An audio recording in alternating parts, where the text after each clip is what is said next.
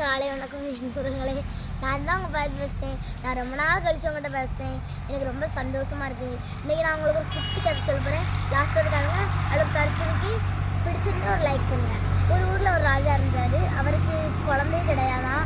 நம்மளுக்கு அடுத்து ஒரு வாரிசு வேணும் ராஜாவா அப்படின்னு சொன்னோடனே நிறைய அவங்களும் அந்த ஊரில் உள்ள நிறைய பிள்ளைங்களை கூப்பிட்டு ஒரு டெஸ்ட் வச்சாராம். அதில் ஒரு 10 பிள்ளைங்க நல்லா ஜெயிச்சிட்டாங்களாம். 10 பிள்ளைங்க ஜெயித்தோடனே அது அவங்களுக்கு வந்து ஒரு விதை கொடுத்தாங்களாம். அந்த 10 பிள்ளைங்களுக்கும் விதை கொடுத்தாங்களாம். அதில் ஒரே எல்லா செடியும் வளர்ந்துருக்கு. அந்த ஒரே பாப்பா செடி மட்டும் வளரவே இல்லையா.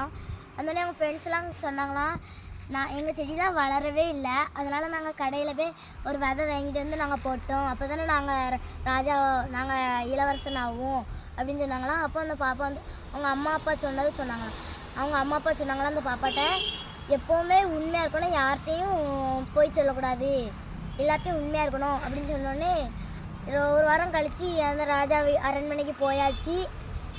போய் முடிச்சோடனே அங்கே எல்லோரும் நிற்காங்க, மக்கள் எல்லோரும் பார்க்காங்க. அந்த பாப்பா செடி மட்டும் வளரவே இல்லை. அதோடனே எல்லோரும் அந்த ராஜா வந்து கிரீடத்தை எடுத்துகிட்டு வந்து அந்த பாப்பா தலையில் வச்சுட்டாங்க.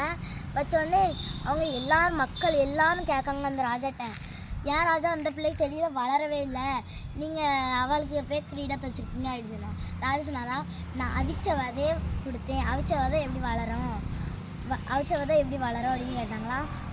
அப்போ தான் எல்லா மக்களுக்கும் தெரிஞ்சுதான். அதனால் நம்ம எப்போவுமே உண்மையாக இருக்கணும், யார்கிட்டையும் போய் சொல்லக்கூடாது. உண்மையாக இருந்தோம்னா கடவுள் நமக்கு எல்லாம் நல்லா தருவார். பாய், நம்ம நாளைக்கு சந்திக்கலாம்.